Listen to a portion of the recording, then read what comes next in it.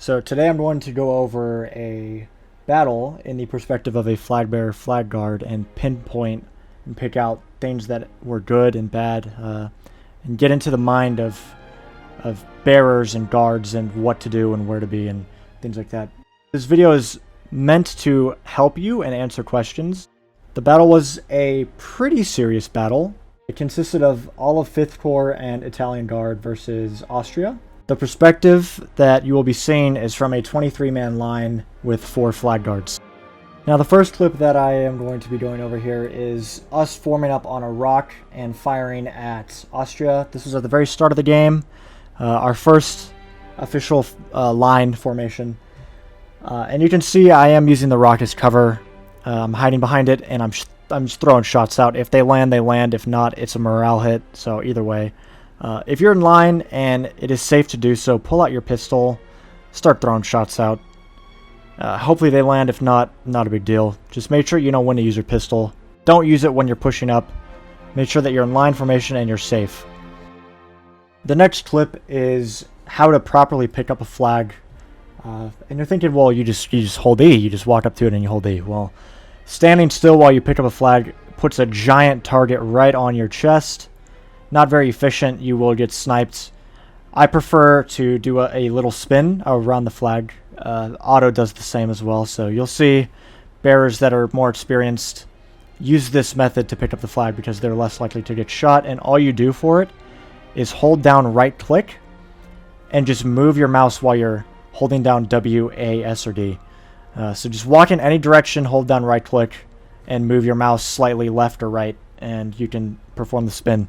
Now, oftentimes you will hear line leaders, or maybe in training tips for flag bearing, to hide behind trees when you're in a formation, or hide behind rocks. And as this is good, you have to know when to hide behind trees or rocks. So in this clip, you can see that we have a hill to our left that is taken by our ally, and we have a tree to our right. And I am in the middle of the line. I'm not taking cover behind any natural cover. And this is because if I were to shift towards the tree and sit back behind the tree, yes, I would not get shot or killed, but our line and our redeployments would start to shift right.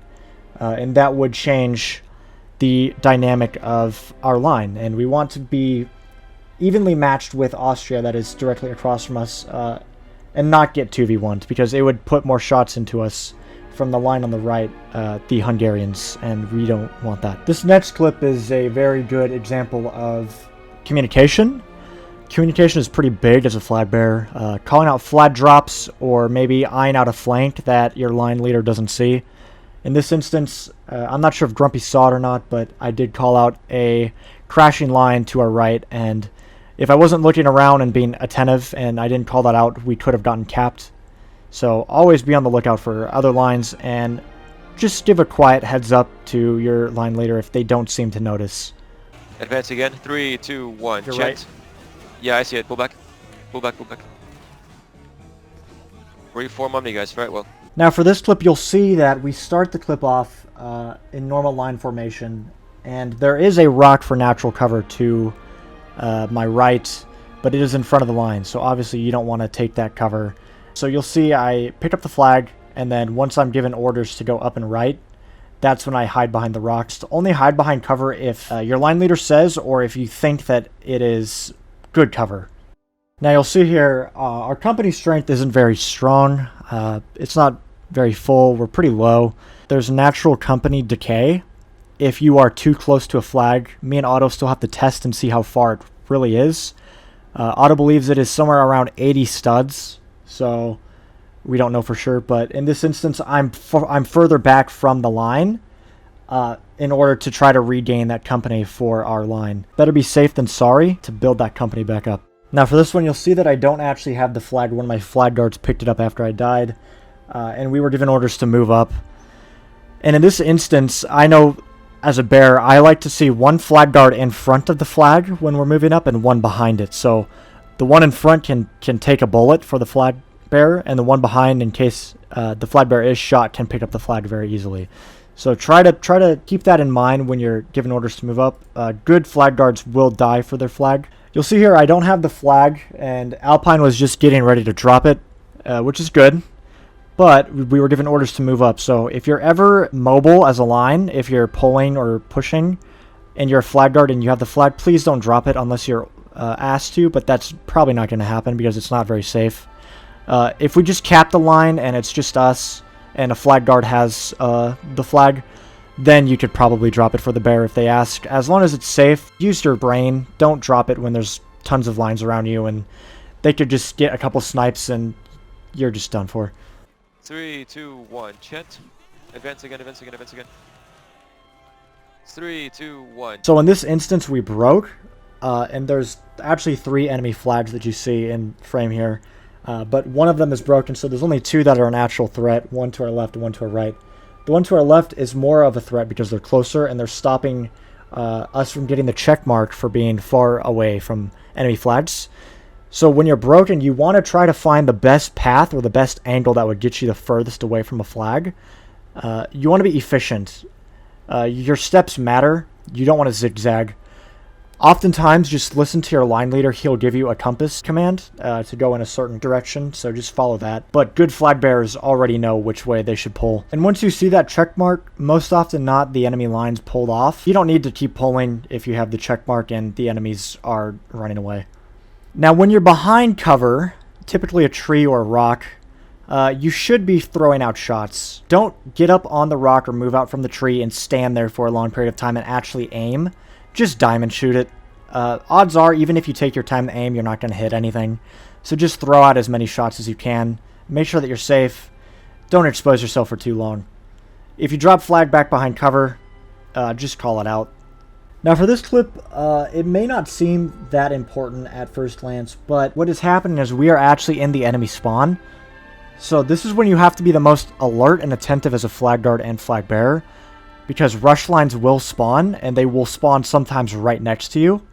And oftentimes when that does happen, you can't do anything to save it, but just knowing and being more alert that you are in their spawn, watch out for other enemy lines that you can see in the distance. If you see them get capped, usually your line leader will know in the team speak, but he might not relay it to you until it's too late. So just be alert. Look at other lines. Look at where your line is. Look at where the line that you're facing is.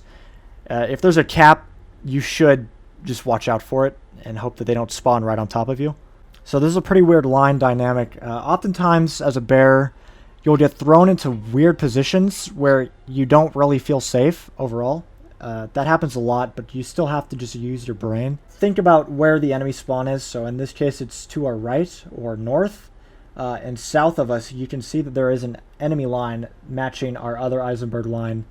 So you've got this weird dynamic where if we push our line too far, then the line to our left will crash on us, and odds are we can get encircled. So we really have to watch out to our left just as much as we have to watch out as to what's in front of us. So you'll see this weird push-pull motion that both of these lines go through. So one line will pull, and then it forces the other line to our left to pull also, because they are at risk of being encircled by us. And you'll see that once we are told to slam left and sandwich the other Austrian line, that it actually does lead to a cap. This is very strange as a flag bearer, because there's times where you don't know where to position yourself. But for me, the safest position is typically wherever our allied flag is, but not every time. It just depends on if there's other lines around you. So we know that to our right, there was an enemy line that we were just facing. So if I were to match in the middle of both of the enemy lines, it could put me at risk from being ramboed from the left and the right. So you'll see me swing left, and I do drop the flag, but the flag guard does swing left and gets in that nice Eisenberg clump so that they don't die.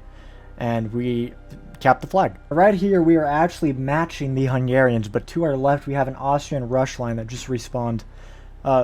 If I had to guess, the rush is probably about halfway gone at this point, maybe a little bit more than halfway. And even though they're not targeting our line, they still pose enough of a threat that I should keep my eyes more so on them than the line that we're facing, because they're closer and they're faster and stronger. So if you're given orders to stay, which we were, just shade to the right in this instance because it's furthest away from the rush line. Also, you have a road, so that helps with your mobility. Just be aware of what lines are around you. Rush lines can and will crash on you and absolutely overwhelm you and your flag guards. So just put yourself in a spot where that doesn't happen. So this is actually a weird position to be in because we're crashing in on a line that is borderline about to break. And you have another enemy line to the left of them. But back behind us is a line that we were just facing. So we've got 3 lines, and you'll see how I carefully maneuver both of these lines to where I put myself in the best position to where I will survive, while also keeping my eye on the line that's behind us. So not only am I watching the line that we're crashing in on, the line that is back behind them, as well as the line that's back behind us. And you'll see how I navigate the blob. And you'll notice that when we are blobbing up and charging in to take their flag, that I keep my circle, which is the morale buff given to anyone that's in your line that's within the radius of it.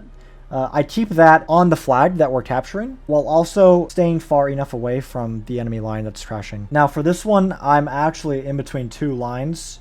There's a line to our left and a line to our right, and you'll see how I navigate it. I put myself directly in the middle of both lines, because if I shade towards one side, the side that I'm shading towards most, odds are I will get sniped and capped. So I want to keep myself an equal distance between both lines. Now, if you think that this debrief was helpful, please let me know. I will do more of these if people find that these are valuable and that they do have good information in them. If you have any questions, you could just DM me or Otto. We'll be happy to help. We do plan on making more training videos and debriefs in the future to help get more people into flag guarding and flag bearing, and making them more consistent while they do it.